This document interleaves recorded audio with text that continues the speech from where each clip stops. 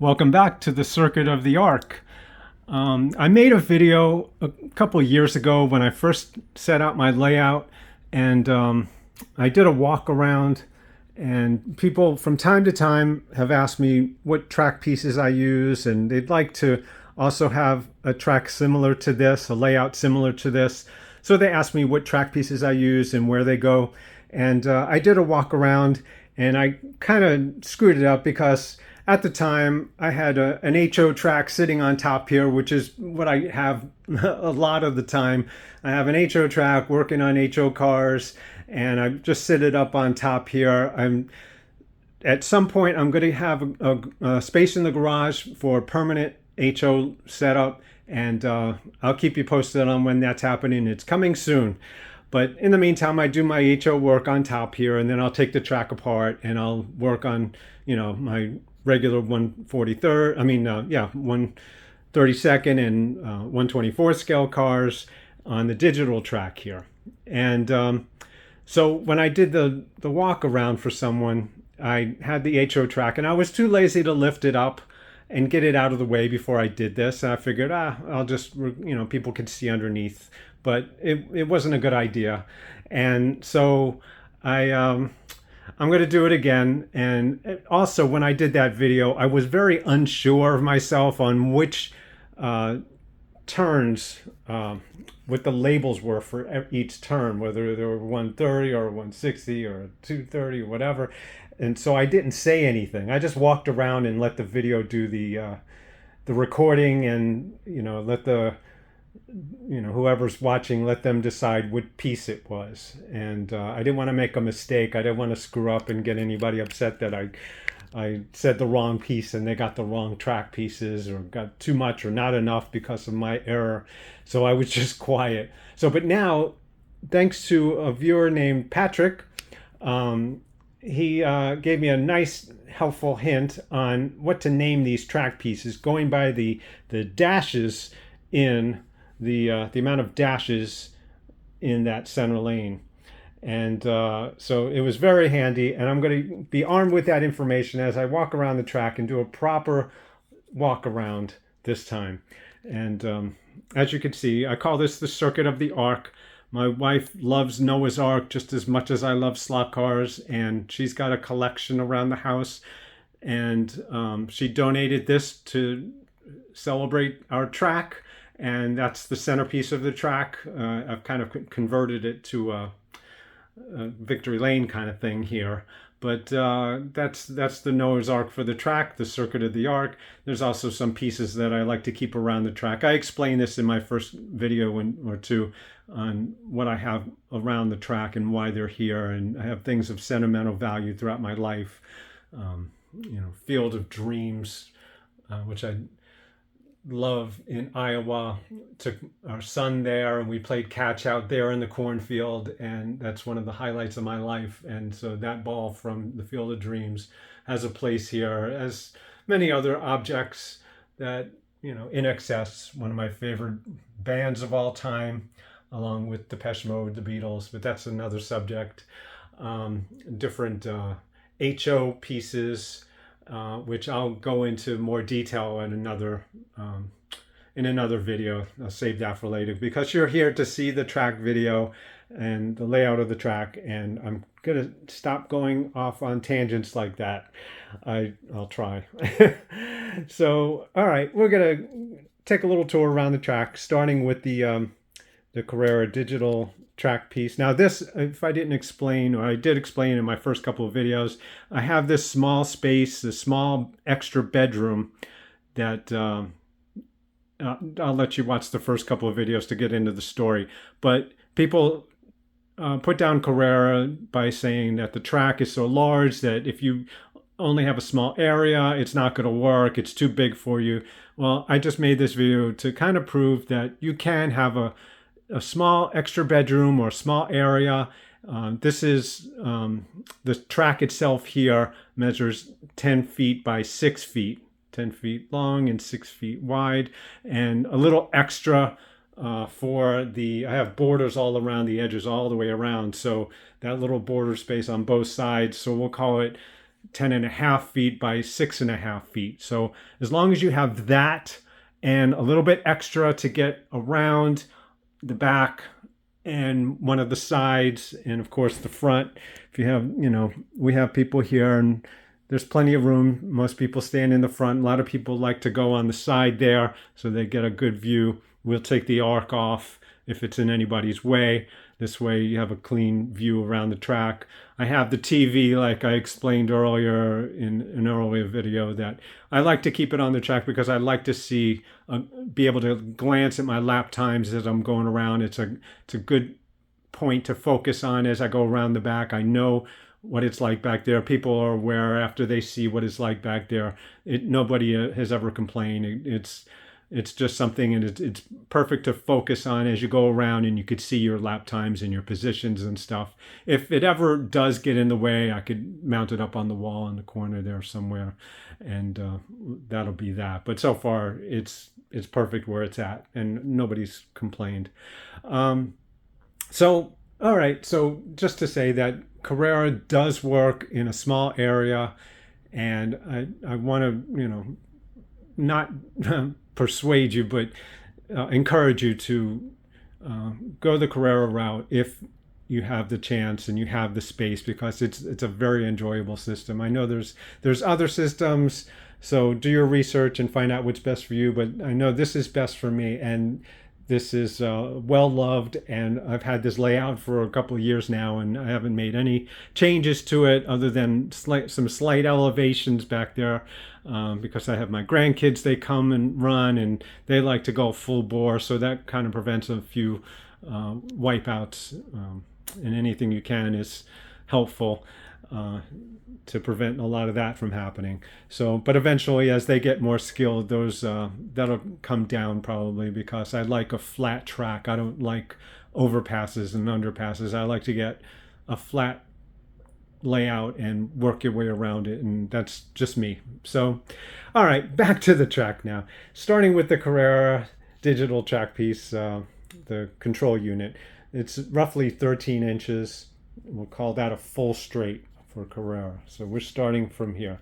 Now I have that as right here because just the way it has to work with the pit lane that we have here.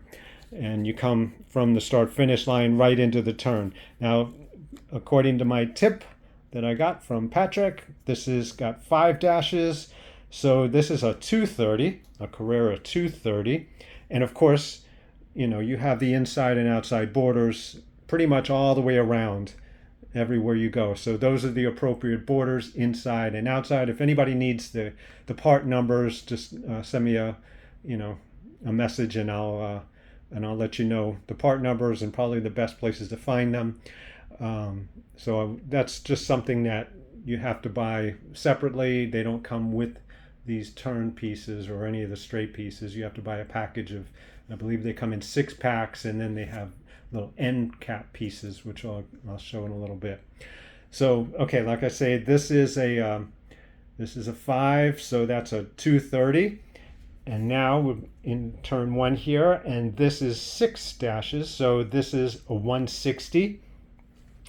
And now that's the 13-inch, the full straight by Carrera, and followed by a double lane change. Now these are, you could substitute these. I have lane changers in every straight area of the entire track. I have 4 areas where there's lane changing, and I like it like that. But if you want to do with less, that's fine. If you want to do with none, if you have an Evolution analog setup, then you can take all these out and just replace them, but with the regular 13 or so, whatever that is, 13 something inch straight.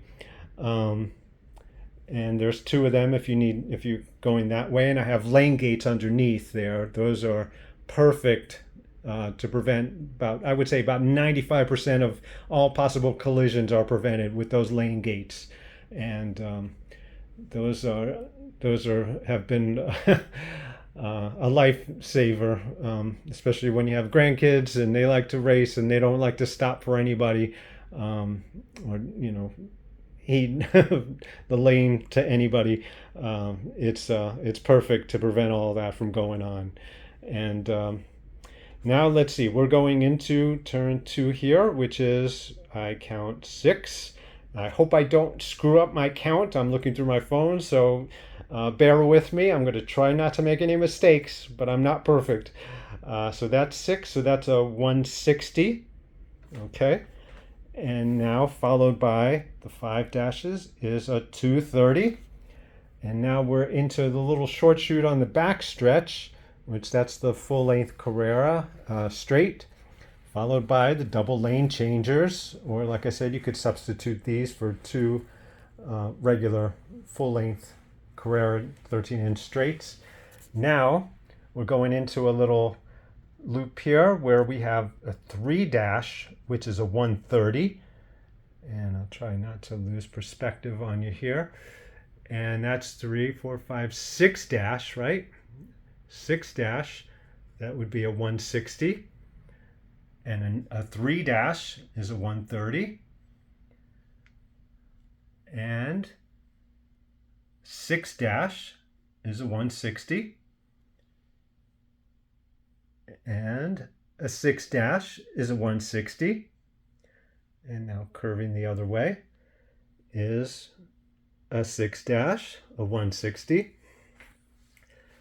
And now this is a 1/3 of a straight, which is roughly 4 inches.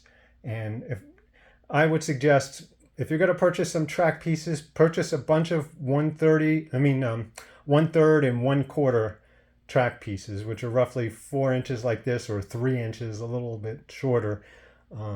Just purchase a few of these. These come in very handy when you're trying to make ends meet, especially if you're just doing it off the cuff and not using a track planner, or sometimes if you are using a track planner, it doesn't quite line up. These things are lifesavers by just sticking them in wherever you need them. You could put, your 4-inch on this side and a 3-inch on the other if you're an inch off somewhere, and that'll solve your problem. So that is very handy. So I highly recommend that. Now we're in the back stretch, not the back stretch, but a little curve off the back stretch. And this is 5. So that is a 230. Okay, and then we have another 5, which is a 230. And then we have a 1, 2, 3, 4, 5, 6, 7, which is a 330. And now we have a 1, 2, 3, 4, 5, 6, which is a 160. And here we are in the S's here. I'll give you a perspective without losing place here. This is where we're at. This is 7, which is a 330. And here's another 7, which is a 330. And that's another 7. Turn the other way to make a little S effect. It's the 330. And here's another third of a straight, which is roughly 4-inch. It's got the 3 dashes, so that's 4-inch. And now the 3 dashes on the little curve here means that's the 130. And then the 3 on the straight is the 4-inch, or 1/3 straight. Now here's a 3-inch, or a 1/4 straight, and another one right next to it, 2 3-inches next to each other. Okay, and now we have the 3 dash, which is a 130, and another 3 dash, which is a 130, and then another 3 dash, which is another 130, and then we have 1, 2, 3, 4, 5, 6 dash, which is a 160. Okay, and I'm going to walk around the track and pick this up on the other side. Just for perspective, we left off right there, which is just short of those. So let's take a little walk around the track. And as you can see, there's the dove If you know the story of Noah's Ark, he's on his way, and he's attached to the ceiling fan up there. And there's a Noah's Ark piece, a puzzle, jigsaw puzzle that my wife completed. She's completed quite a few of those. And there's the Circuit of the Ark, the Circuito del Arca. And there's Noah himself with his AFX cap on. And let's work our way back to where we were.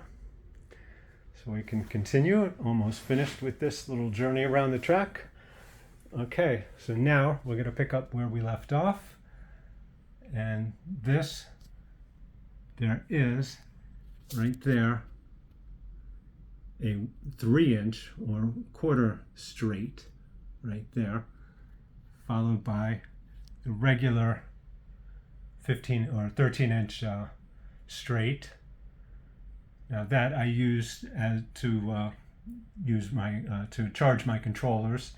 I have 6 of these controllers, and I really only have room on this layout to put the 2 double chargers, or to charge 4 at the same time. But that works just fine because they keep themselves charged, and usually if we have we're using 2 of them or 4 of them, the other 2 are being charged, and never had a problem, and the batteries are still running nice and strong as they ever did on day 1. And I just labeled them 1 through 6, and I've actually purchased some Frankenslot controllers, wireless controllers, which I love, and so I have a couple of those. So now there's 8 controllers. And those don't need to be on these chargers; they just have their own little battery within them, and so that should never be an issue. So if you have this layout and you just want to purchase maybe 2 of these, 1 double charger set, you might get away with it, and alternate your controllers, and you can have a good time with that, and they'll last just by purchasing the 1 double controller set. But I would recommend a set of 4 at least. If if you want to be sure of everything, purchase have one for all 6. So you need this track, and usually when you purchase the double one, it comes with this track that you can plug in these special units and things too. All right, so that aside, we're coming around this back stretch area, and we have, I count, 6. Is that 6? Yes, that's 6. So 6 is a 160. Now we have 5 dashes, which is a 230. And now we have 6, which is a 160.